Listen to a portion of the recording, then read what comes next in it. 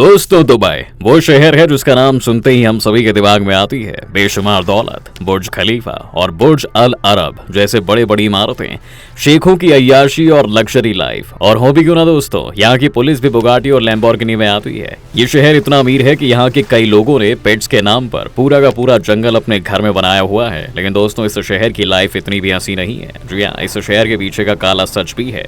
तो चलिए दोस्तों, आज आपको बताते हैं कि आखिर क्या है दुबई के लोगों की जिंदगी। क्या सच में यहाँ पर लोग इतने अमीर हैं या फिर है यहाँ पर कोई दिखावा। दोस्तों, दुबई एक ऐसा शहर है जहाँ पर जाने का सपना हर कोई देखता है, क्योंकि लोगों को लगता है कि वहाँ जाकर अपने परिवार की पूरी गरीबी को मिटाया जा सकता है। लेकिन वहाँ पर अगर एक तरफ लोग सुपर अमीर हैं, तो वहाँ के ज्यादातर लोग ऐसे हैं जिनके पास एक समय का खाना भी नहीं है। भले ही दुबई के लोग बहुत ही ऐशो आराम से रहते हैं, भले ही दुबई में एक से बढ़कर एक बिल्डिंग्स हों, पर दोस्तों इसी चमक धमक के पीछे छुपा हुआ है काला सच। और वो सच है यहाँ पर काम करने वाले मजदूरों का। जी हाँ, वो मजदूर जिन्होंने रेत के बीच इस आलीशान शहर को बसा तो दिया, जो कि पूरी दुनिया के सामने है।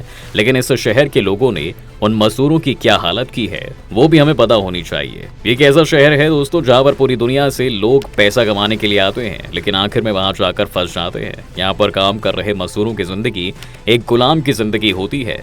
सबसे पहले तो जैसे ही ये मजदूर दुबई पहुंचते हैं, इनके पासपोर्ट ठेकेदार अपने पास जमा करने के बहाने जब्त कर लेते हैं, और बस फिर उसके बाद शुरू हो जाती है इनकी गुलामी वाली जिंदगी। इनके अफसर इन्हें इंसान तक नहीं समझते और बिना जरा भी रहम खाए इन पर हमेशा चिल्लाते रहते हैं। अगर आप इनके पास पहुंच भी जाएं तो ये आपसे बात तक नहीं कर सकते हैं, क्योंकि इन्हें साफ हिदायत दी जाती है कि किसी भी टूरिस्ट से ये बात नहीं कर सकते हैं। जी हाँ, क्योंकि उन्हें ये डर रहता है कि कहीं दुबई का ये चेहरा दुनिया के सामने ना आ जाए। आपको जानकर होगी, पर यहाँ 94 लाख से ज्यादा माइग्रेंट वर्कर्स हैं, जिनमें से ज्यादातर वर्कर्स साउथ एशिया यानी कि भारत, पाकिस्तान, बांग्लादेश और नेपाल से यहाँ पर आते हैं। लेकिन इन सभी में एक बात कॉमन होती है कि ये लोग दुबई की सड़कों पर वॉक करते या मॉल या फिर शोरूम में शॉपिंग करते हुए नजर नहीं आएंगे। आपको बता दें कि माइग्रेंट वर्कर्स दुबई के रिहायशी इलाकों से दूर स्लम एरिया में रहते हैं, जहां किचन जितने छोटे छोटे कमरों में 8-8, 10-10 लोग एक साथ रहते हैं। वहीं कई बार मजदूरों को किचन की सुविधा तक नहीं मिलती और उन्हें इन्हीं कमरों में खाना भी बनाना पड़ता है। रोज सुबह काम पर ले जाने के लिए इन्हें कंपनी अपनी बस भेजती है, जिनमें इन्हें भेड़ बकरी की तरह भरकर वर्किंग साइट पर ले जाया जाता है। कई बार कंपनियां वर्कर्स की सैलरी को 2-3 महीनों तक होल्ड पर कर देती है, तो कभी बिना पैसे दिए ही काम से निकाल देती है। जो पिछले 10 सालों से दुबई में मजदूरी कर रहे थे, लेकिन लॉकडाउन में उनकी कंपनी ने उन्हें और दूसरे 98 और मजदूरों को बिना पैसे दिए ही निकाल दिया था। इन लोगों के पास इतना खाना भी नहीं था कि एक वक्त भी खा सके। इस तरह वहां पर लोगों को बिना पैसों के ही रहना पड़ता था, और ऐसे लोग वहां से वापस भी नहीं लौट सकते थे, क्योंकि इन सभी मजदूरों का पासपोर्ट भी आते ही रख लिया जाता है। दोस्तों, दुबई जैसे शहर में रेगिस्तान की उस गर्मी में जहाँ पारा 55 डिग्री तक पहुंच जाता है, वहां पर 14 से 20 घंटे काम करना वाकई में नर्क से कम नहीं है। दोस्तों, आपको जानकर हैरानी होगी, पर दुबई एक ऐसा शहर है जहां पर रोजाना 38% खाना बर्बाद होता है। लेकिन एक बात ये भी सच है कि अमीर लोगों को छोड़कर यहाँ पर बाकी लोग आधे समय भूखे ही सोते हैं। ऐसे में दोस्तों, ये बात वाकई में हैरान करने वाली है कि जिस शहर की आधे से ज्यादा जनता भूख से मर रही है, वही शहर फूड वेस्टेज के मामले में दुनिया के टॉप शहरों में से एक है। इसके साथ ही दोस्तों, ऐसा नहीं है कि दुबई में सिर्फ कंस्ट्रक्शन और यहाँ की इंडस्ट्रीज में काम करने वाले लेबर्स का ही शोषण होता है, बल्कि यहाँ के घरों में रहने वाले फॉरेन वर्कर्स की जिंदगी भी किसी सजा से कम नहीं है। यही नहीं, कई केसेस में तो वर्कर्स के साथ मारपीट और उन्हें जबरन प्रोस्टिट्यूशन में धकेला जाता है। यूएई के ह्यूमन राइट्स संस्था ने खुद अपनी रिपोर्ट में घरों में नौकरों के शोषण की बात कही है। महिलाओं को यहाँ अच्छी नौकरी देने का झांसा देकर लाया जाता है और फिर यहाँ उन्हें जबरन प्रोस्टिट्यूट बनाया जाता है। और क्योंकि इसमें कई अधिकारी तक मिले होते हैं, इसलिए धंधा दुबई की चमक धमक की आड़ में छुपकर धड़ल्ले से चलता रहता है।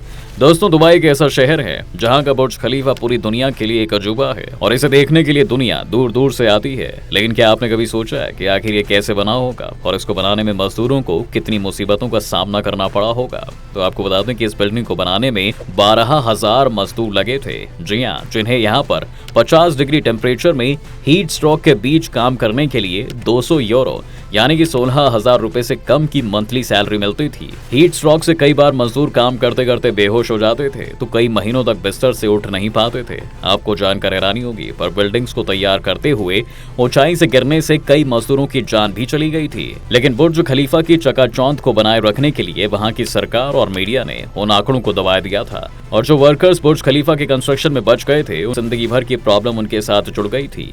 आपको बता दें कि उन्हें सांस लेने में दिक्कत, डिप्रेशन, हार्ट डिजीज डायबिटीज और हाई ब्लड प्रेशर की बीमारी लग गई थी। और ऐसा नहीं है कि ये कहानी सिर्फ बुर्ज खलीफा को बनाने वाले मजदूरों की ही हो, बल्कि दुबई के हर ब्लू कॉलर वर्कर के साथ ऐसा ही होता है। दुबई आए दिन अपने यहाँ पर फॉरेन इन्वेस्टमेंट बढ़ाने के लिए नए नए प्रोजेक्ट्स चलाता रहता है और इन प्रोजेक्ट्स को पूरा करने के लिए ऐसे ही मजदूरों की जरूरत पड़ती है। आपको बता दें दोस्तों कि वर्कर्स को रोजाना वर्किंग आवर से ज्यादा काम कराया जाता है और ओवर टाइम का कोई पैसा भी नहीं दिया जाता। वर्कलोड ज्यादा होने पर वर्कर्स को वीकली ऑफ तक नहीं दिया जाता है। अपने देश के मुकाबले वर्कर्स को पैसे तो ज्यादा मिलते हैं, लेकिन ये पैसे दुबई के महंगे लाइफस्टाइल के मुकाबले चिल्लर ही नजर आते हैं और वर्कर्स जैसे तैसे अपना गुजारा कर पाते हैं। दुबई आने से पहले ही कंपनियां मजदूरों से कॉन्ट्रैक्ट साइन करवा लेती हैं, इसलिए दुबई आने के बाद वो मजदूरों को जैसा चाहे वैसा फायदा उठा सकते हैं। और इन सब से तंग आकर अगर वर्कर वापस अपने देश लौटना भी चाहे तो ये तब तक पॉसिबल नहीं है जब तक उसका मालिक या कंपनी उसे इजाजत ना दे। वैसे तो दोस्तों यूएई में मजदूरों की सैलरी रखना गैर कानूनी है, लेकिन दुबई में ये सब बहुत आम बात है जिस पर किसी की नजर नहीं जा पाती है। और खास तौर पर तो ये सब दूसरे देशों के मजदूरों के साथ तो बहुत ही आम है।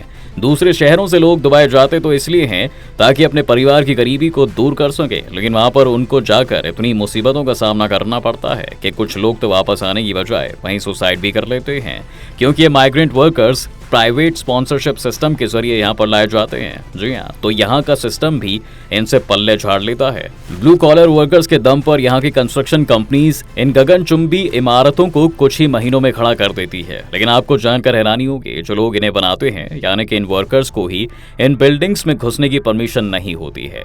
ये लोग दुबई के 45 से 48 डिग्री की भीषण गर्मी में बिना किसी सुविधा के काम करते रहते हैं और इस दौरान अगर कोई मजदूर बीमार पड़ भी जाए तो कंपनियां उन्हें कोई खास कंपेंसेशन भी नहीं देती। और ब्लू कॉलर वर्कर्स को सिर्फ कंपनियां ही नहीं, यहाँ के लोग भी स्लेव की तरह ही ट्रीट करते हैं। आपको बता दें कि दुबई की टोटल पॉपुलेशन की 89% पॉपुलेशन माइग्रेंट वर्कर्स की है। जी हाँ, और सिर्फ 11% लोग ही वहाँ के लोकल हैं। लेकिन इस मॉडर्न जन्नत के पीछे छिपी है हार्श रियलिटी हमें सोशल मीडिया पर वायरल इस शहर की खूबसूरत तस्वीरों में देखने को कभी नहीं मिलेगी, क्योंकि लोगों के लिए दुबई का मतलब ही शानदार लाइफस्टाइल, गगनचुंबी इमारतें, महंगी गाड़ियां और एक्सोटिक पेट्स हैं। क्या आपको इससे पहले दुबई की सच्चाई पता थी दोस्तों? हमें हमारे कमेंट सेक्शन में जरूर बताएं और अगर वीडियो आपको पसंद आई है तो इसे लाइक और शेयर जरूर कर दें और अगर आप चैनल पर नए हैं तो इसे सब्सक्राइब करना बिल्कुल मत भूलिएगा।